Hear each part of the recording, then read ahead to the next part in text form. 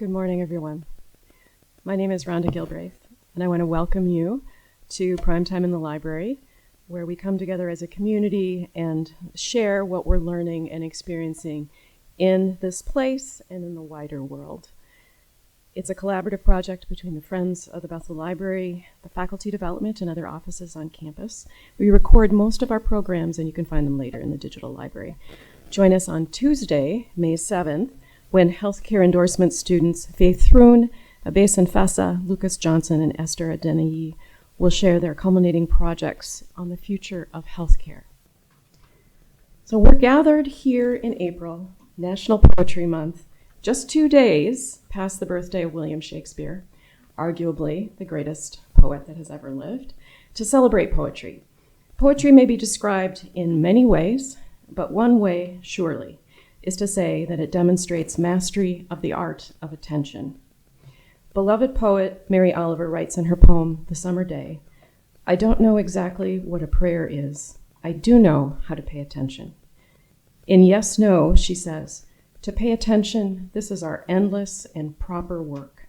And at the end of her essay, Upstream, she writes, attention is the beginning of devotion. We are blessed with the privilege of sharing in the attentive gifts of many fine poets today, beginning with the finalists in the annual Healy Poetry Prize.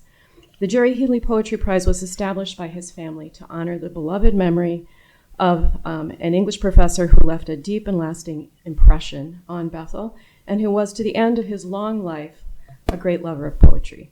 The theme for this year's contest is Neighbors, and these poems will be published in a special section of the Coeval, Bethel's literary magazine, and the winners will be awarded at the English and Journalism Department's celebration and awards ceremony in May.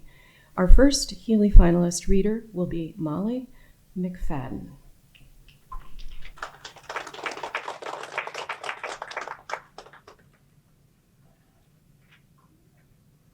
Hi guys, my name is Molly, and I'm going to be reading my poem Igloos in the Ditches.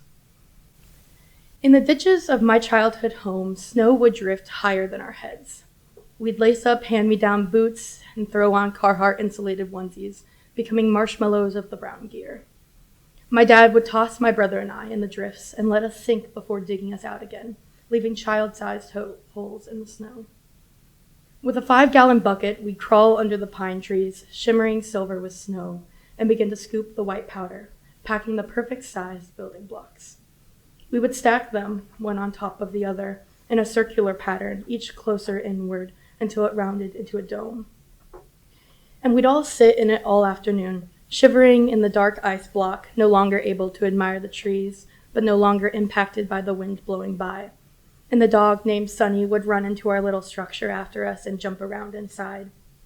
When 5 hours had gone by and our small, bright red cheeks couldn't take the cold for another second, we'd head into the house. Our onesies laid across the stove, melted snow falling on the ground. My brother and I would find a blanket and new socks. I wonder what the neighbors thought about those igloos in the ditches.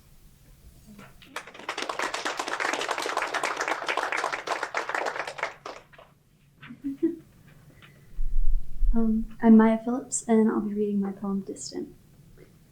Find some reason to call me so that I have an excuse to hear you, and please forget what I said about life being long. When I said it, I believed it was true. I'm feeling old already, and you must be getting tired too, because the world keeps spinning without giving us a minute to decide what we want to do. Could you afford to visit me, or should I save for a ticket to you? I would have liked if we had known each other for longer. I would have liked to watch as you grew. And now Sophia.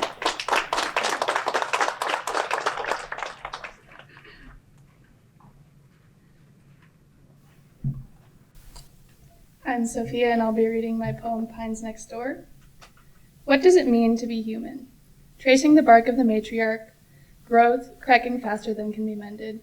Tracing the stretched rings of a ponderosa cookie. Warm seasons. Bands of gold stacked thicker with every bean. Cold seasons. Thin strands of gray recount each drop. Tracing the tight purple trails along the home in her abdomen. She remains home long after the trails shrivel iridescent. Tracing the trails of her mind, warm seasons, hearing her cry for the first time, cold seasons, hearing her cry again and again and again. What does it mean to be a mother? I asked the ponderosa sprigs. Their mother was here before my mother became a mother, and hers, and hers, and hers. She is emptying herself. Centuries of nutrients flush to the earth. Memories of sun and rain nourish the bundle of needles poking my thigh. Her body still stands, but her life is gone. She gave it away. Gave it not only to her kin sapling, she began giving the moment she sprouted. Gave it to the insects scurrying in her cracked bark, and the moths blanketing her boughs, and the birds nestling in her canopy. Then the thunder of her body breaking and hitting the ground, her ultimate gift. Shadows of her life are columns of light. She will never stop giving to the bacteria in the soil, and the fungi hunkering at her edges, and the feet she supports, delicate hooves and slender paws, and maybe the toes of someone's daughter. What does it mean to be a grandmother? The matriarch is a grandmother to all, similar to my grandmother. Her body still stood after her life was gone. She emptied herself. Memories dripped from a storm cloud until the water rushed out all at once, as if God had pity on her dripping and wrung. Nutrients soaked my mind as soon as they left hers. I do not mean to paint the suffering romantic. It is just that I chase behind the cloud with a bucket. I hold the pail tight because I don't want the drops to spill again. If the trees don't empty in vain, neither should we. I don't know what it means to be a human or a daughter or a mother or a grandmother. I will keep asking the trees. Up next is Rachel Blood.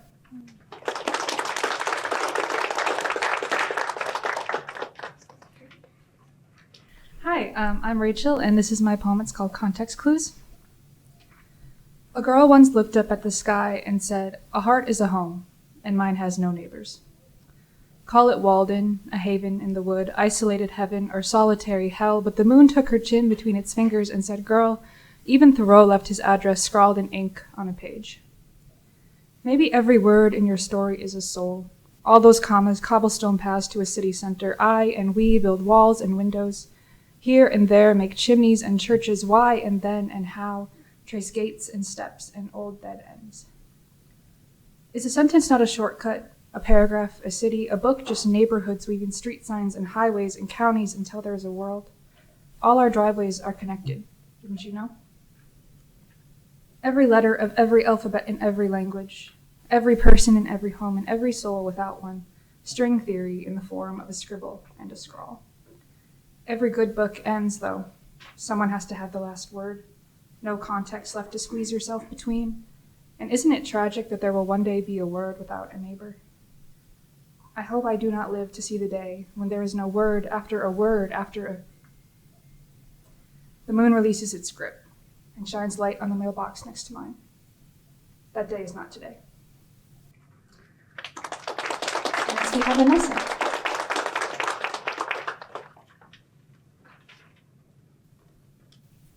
Hello, my name is Anessa, and I'll be reading my poem, Ninevite Neighbors. Jonah, you wanted to see a city burn, fled for fear of a Lord that promised fire but rained forgiveness. Its rage, oh, but it's righteous. Hatred wrapped like seaweed around your heart, its cold and slimy cling. When the storm came, the winds and waves rising, where was Jonah but below deck hiding? When the storm came, Jonah, you knew why. When the storm came, the sailors cast their lots. With wind-chapped lips they cried and called out to your good God. When the storm came, Jonah, you knew why. You didn't even try to swim, did you? The slap of salt, that welcome sting, that all-surrounding deep, drowning, drowning, drowning. Jonah, you stubborn prophet, saved and delivered in whale vomit. You wanted your God to kill you, but he wouldn't let you die. When the command came a second time, you knew what you had to do. Trudge to Nineveh, that wicked city, sweet, repentant Nineveh, fasting in sackcloth, surrendered city. They didn't do what you expected them to, did they? The scorch of flame, that welcome sting, that all-surrounding blaze, burning, burning, burning. You fled for fear of a Lord that promised fire, but rained forgiveness. Its rage, oh, but it's righteous. Hatred wormed its way into your heart, its withered, wilted path. Jonah, is it right for you to be angry? Your God and his relentless raining of forgiveness and questions. Should I not be concerned about Nineveh, sweet, repentant Nineveh? The hiss of blistered words, their self-righteous sting, your all-surrounding rage, Jonah, burning, burning, burning. And next, I think Angela will be reading for Katrina.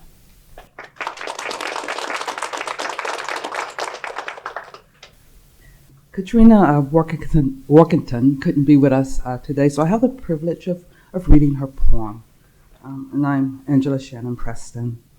What I should call you. I ought to call you a nuisance, given the way you shout and celebrate every time you see my weary face. Instead, I call you neighbor. Your laughter could dissolve rain clouds with your ever-present sun. I should call you healer. Instead, I call you neighbor. We're both on our own now. No more days in the murky brown lake. I ought to call you a stranger. Instead, I still call you neighbor. As time has passed, your time on this earth has gone, withered in the roots. I ought to call you a spirit. Instead, I still call you a neighbor.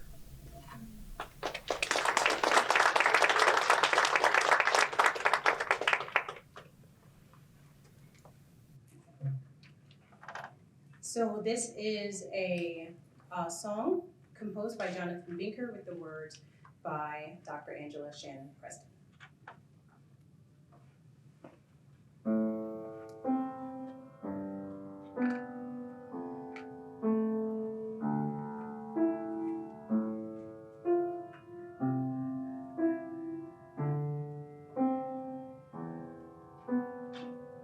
The coldest days are filled with light when the temperature dives into negative grade. The clouds disperse and shrink in our sight.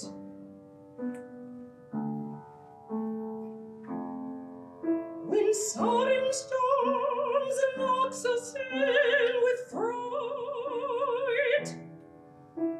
lonely and guarded we go amid,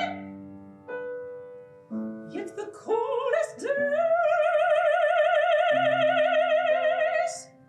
are filled with light.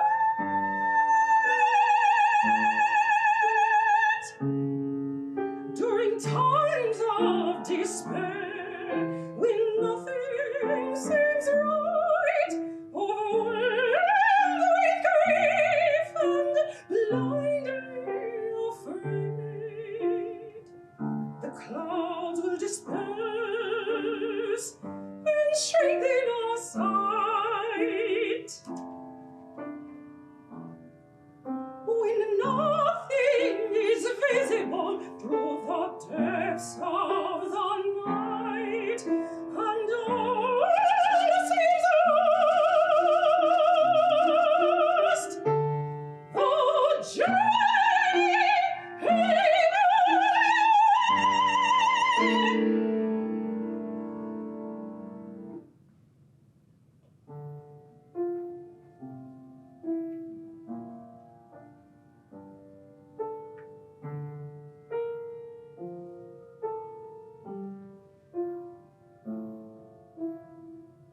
the coldest days, the coldest days, the coldest days are filled with light.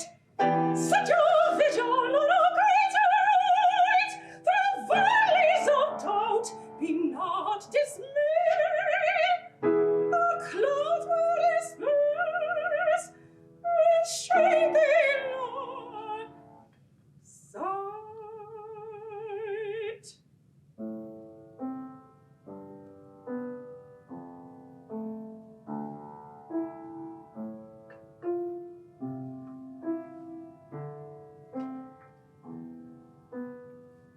With hope comes warmth, with warmth inside. The journey continues, it is not delayed. The coldest days are filled with light. The clouds will disperse and strengthen our sight.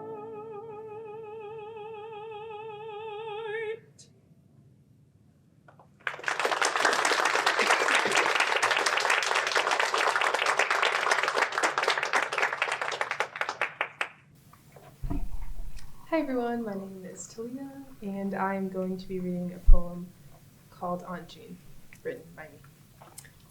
She doesn't look like the cover of a magazine, and that's their loss. I've seen beauty in a black woman written in the folds of her arms, measured in the width of her nose, holding tight to her curves and painted on her skin. How her voice, it echoes and bellows, makes a cave of any room. Her thick hands clap the punishment to disobedient children, and warm chest puts the grandbabies to sleep. As a child, I drooled at her fearless soul, unapologetic as she sang out of tune to the gospel hymns. How she talked about God like he was her best friend and snapped back at demeaning men. I saw her and thought, I could never.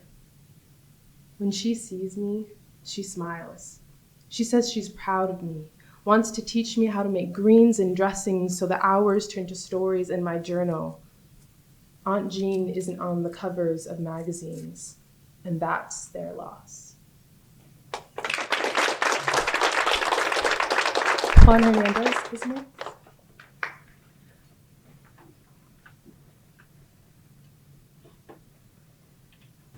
Morning.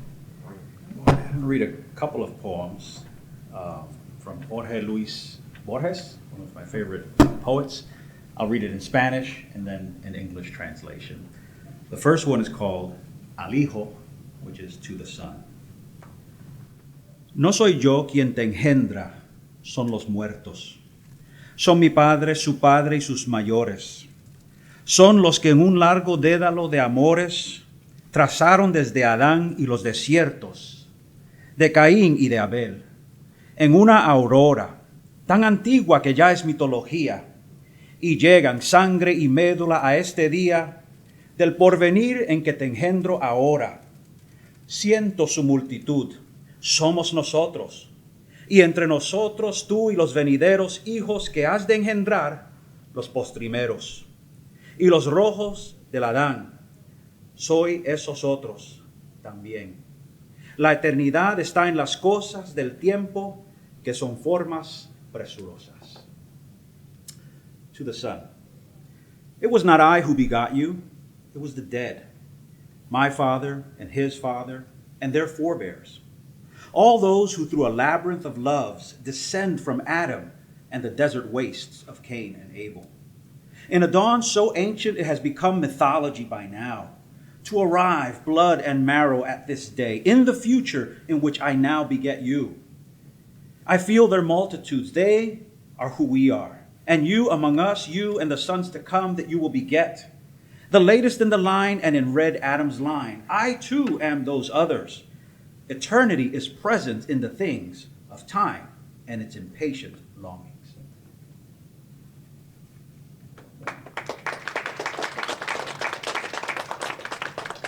This one is called Las Cosas, which means the things. El bastón, las monedas, el llavero.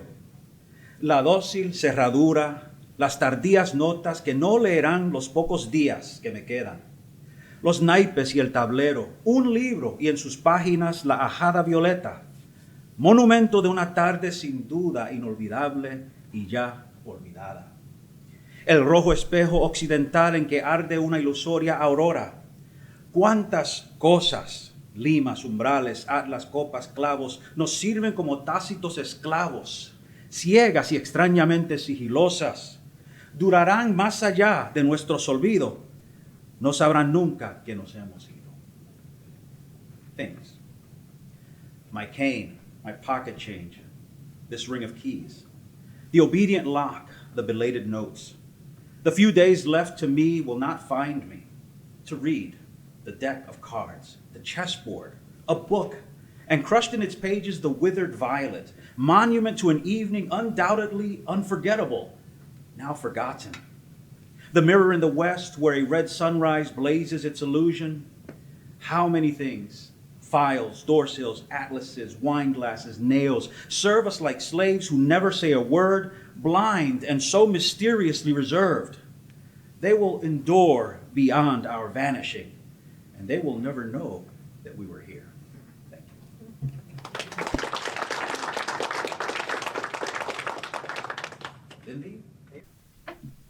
I'm reading Jack Pilutsky's I Often Mow the Bathtub.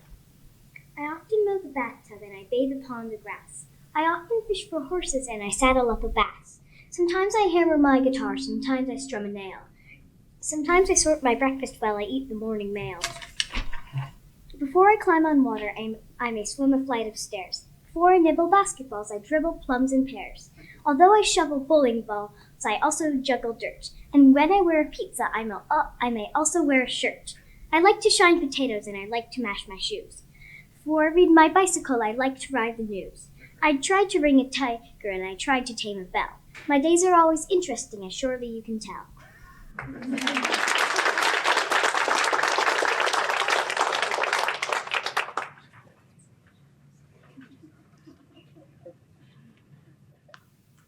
I'm Emily Dehmer, and I will be reading Wild Geese by Mary Oliver. You do not have to be good. You do not have to walk on your knees for 100 miles through the desert repenting. You only have to let the soft animal of your body love what it loves. Tell me about despair, yours, and I will tell you mine. Meanwhile, the world goes on. Meanwhile, the sun and the clear pebbles of the rain are moving across the landscapes, over the prairies and the deep trees, the mountains and the rivers. Meanwhile, the wild geese, high in the clean blue air, are heading home again. Whoever you are, no matter how lonely, the world offers itself to your imagination, calls to you like the wild geese, harsh and exciting, over and over announcing your place in the family of things. Thank you.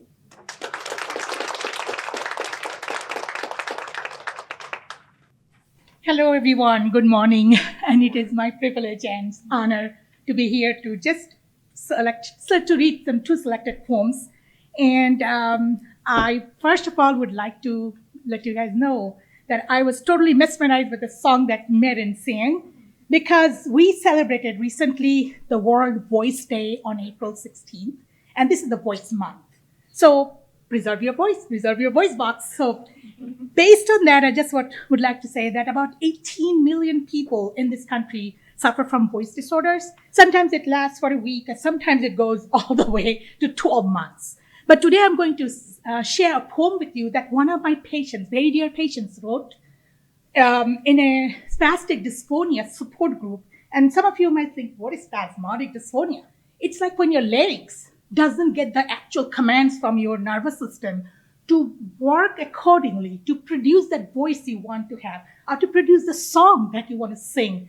Nothing is possible. So they come out with something like, they start out great, but then you have a strange, strangled voice, and sometimes it comes up with like a whisper. My name is Jayanti Ray. I introduced myself with one of the types of spasmodic dysphonia. So here's the poem with further thought. I would just like to recite this poem. So I'm not saying the name of the person who wrote this poem. She was diagnosed with spasmodic dysphonia for some time, and she passed away recently. So what do they sound so clear in my head? The words that are thought but rarely get said. So rich and so smooth, they flow out with ease. Till I open my mouth and learn it is a tease. Not coated in honey, not easy to hear. Instead, a cacophony straining your ears. I have so much to say, but feel stifled, ignored. So I fade into the background, seeming arrogant, bored. But that's not who I am, nor who I will be. I need you to see the honest, real me. I want to shout from the rooftops, to be heard, to celebrate. Life is rich, full, and wonderful. Living is great. The point of my story is simple and true. For my voice to be heard, I'm relying on you. So we speech pathologists are advocates for voices of our clients. So this is dedicated to her. And she shared this with me, but didn't want her name to be announced, so I did not want to do that. And then I have one more poem right here. Oh, my things are falling apart here. Okay, sorry. So this is written by me. It's a very short poem. But when I was in a very pensive, sorrowful mood, I wrote this one. Bear with me. It's called A Lost Soul. No, I'm not pointing toward me. Okay. So I drift in the dark in this vast universe, left on the tides of the furious sea. In a shattered boat, I sail to the infinity. My dreams remain buried in the endless white sands. I fall on the thorns and I sing out my melancholies. With an aching heart, I count my years when I used to live, and I wish I were one of the flowers in the garden of peace. Thank you so much.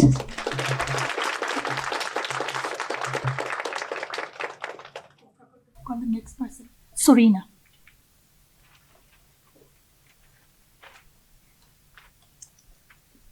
A Dragon Story from Lesotho, after Lewis Carroll and C.S. Lewis. Takane ruled the village as the late chief's eldest daughter. Her heroic claim to fame is known as Dragon Slaughter. Her little brothers came of age and needed clothes for their new stride. Takane was their head of house, so she hunted beasts for hide. Her brothers saw their clothing made and scorned her time and efforts. They said her work was not good enough. Now that's what really hurts. Go slay the beasts that go low and fly, and live in the big lake, for only clothes made of its skin will your noble brothers take. Takane went to the men of her tribe, and for their help she pleaded. They told her she was crazy, and her brothers best not heeded.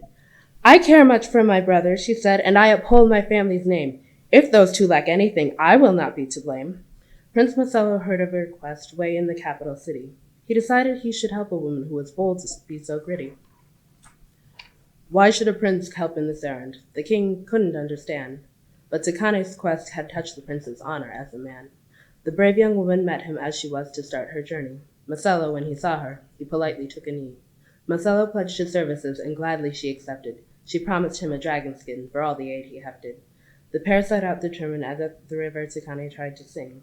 Her goal was to taunt the dreaded dragons out of their hiding. The only response came from Frog, who told them to go farther. The two then walked and met a woman who lived under the water. The woman she was kept as the dragon's aged housekeeper. Her village had been gobbled up, but the monsters chose to leave her. The old lady hid our heroes until the dragons had come home, and when the beasts finally slept, our heroes left their hiding hole. Marcello speared one inside, and Takane slit one's throat. They left the woman and her beasts and gladly hit the road. Takane walked home proudly with her skins and her fine fellow. After giving her brothers new attire, she married Prince Marcello. Takane spent the rest of her days living well and in a palace. Prince Marcello chose her because she performed duty without malice. Unlike many fairy tales, this princess had a different mission. Romance was not the focal point of her daring vision. So let this story be a lesson to children everywhere. Chart a life of your own convictions, and love will find you there. And up next, we have Jamie Hudalla. Good morning, everybody, and happy Poetry Month. I'm going to read two short poems here that are sort of circling the theme of coming alive again, given that I think, fingers crossed, it is finally spring here. All right, so this first one is called Any Common Desolation by Ellen Bass. Any common desolation can be enough to make you look up at the yellowed leaves of the apple tree, the few that survive the rains and frost, shot with the late afternoon sun. They glow a deep orange gold against a blue so sheer a single bird could rip it like silk. You may have to break your own heart, but it isn't nothing to know even one moment alive. The sound of an oar in an oarlock or a ruminant animal tearing grass, the smell of grated ginger, the ruby neon of the liquor store sign, warm socks. You remember your mother, her precision of ceremony as she gathered the white cotton, slipped it over your toes, drew up the heel, turned the cuff. A breath can uncoil as you walk across your own muddy yard, the Big Dipper pouring night down over you, and everything you dread, all you cannot bear, dissolves in, like a needle slipped into your vein, the sudden rush of the world.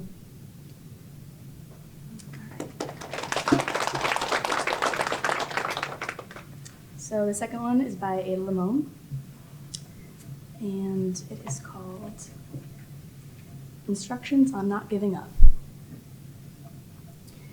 More than the fuchsia funnels breaking out of the crabapple tree, more than the neighbor's almost obscene display of cherry limbs shoving their cotton candy-colored blossoms to the slate sky of spring rains, it's the grinning of the trees that really gets to me. When all the shock of white and taffy, the world's baubles and trinkets, leave the pavement strewn with the confetti of aftermath, the leaves come. Patient, plodding, a green skin growing over whatever winter did to us, or return to the strange idea of continuous living despite the mess of us, the hurt, the empty. Fine then, I'll take it, the trees seem to say. A new slick leaf unfurling like a fist to an open palm. I'll take it all.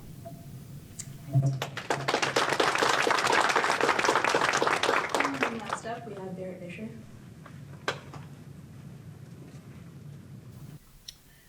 So before the days of technology and VHS tapes, TV, CDs, etc., people used to memorize poems. They were considered your party piece. You know, you would have something memorized, people would call upon you and you perform it. So I want to begin just by acknowledging that tradition.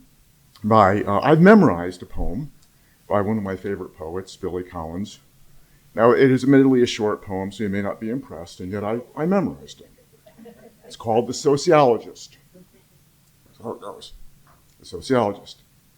I wandered lonely as a crowd. Thank you.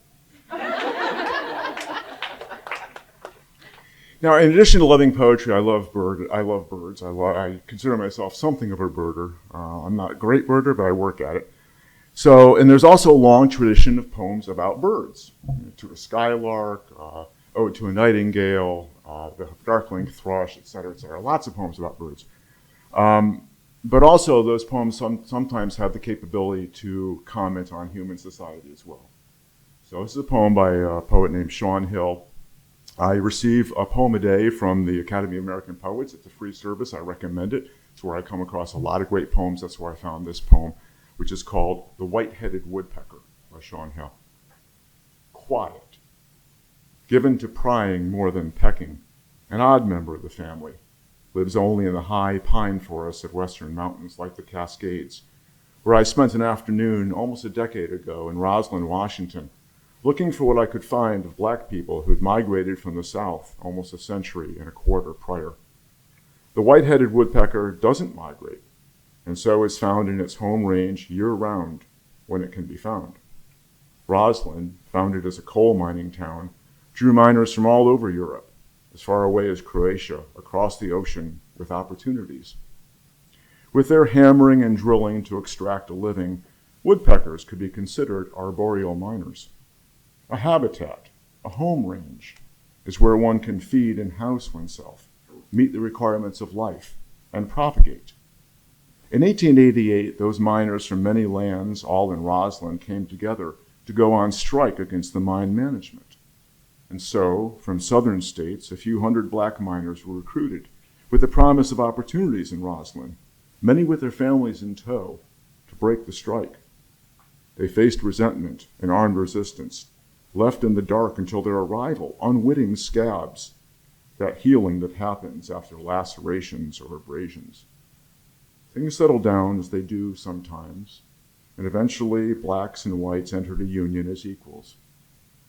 Black, save for a white face and crown, and a sliver of white on its wings that flares to a crescent when they spread for flight, the white-headed woodpecker is a study in contrast. Males have a patch of red feathers on the back of their crowns, and I can't help but see blood. Rhonda?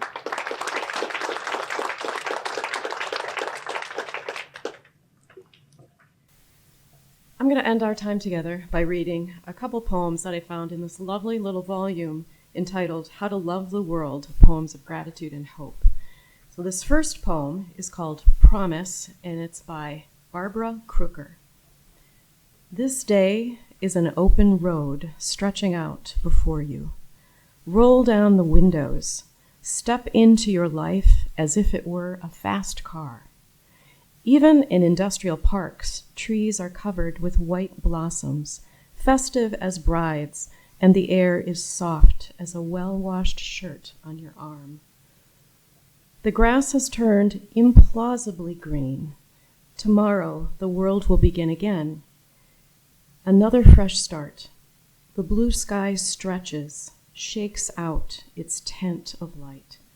Even dandelions glitter in the lawn, a handful of golden change. And I will finish with something by a favorite poet who was for many years Minnesota's poet laureate. And this is called What to Do, and it's by Joyce Sutphin. Wake up early before the lights come on in the houses on a street that was once a farmer's field at the edge of a marsh. Wander from room to room, hoping to find words that could be enough to keep the soul alive. Words that might be useful or kind in a world that is more wasteful and cruel every day. Remind us that we are like grass that fades, fleeting clouds in the sky, and then give us just one of those moments when we were paying attention, when we gave up everything to see the world in a grain of sand, or to behold a rainbow in the sky, the heart leaping up.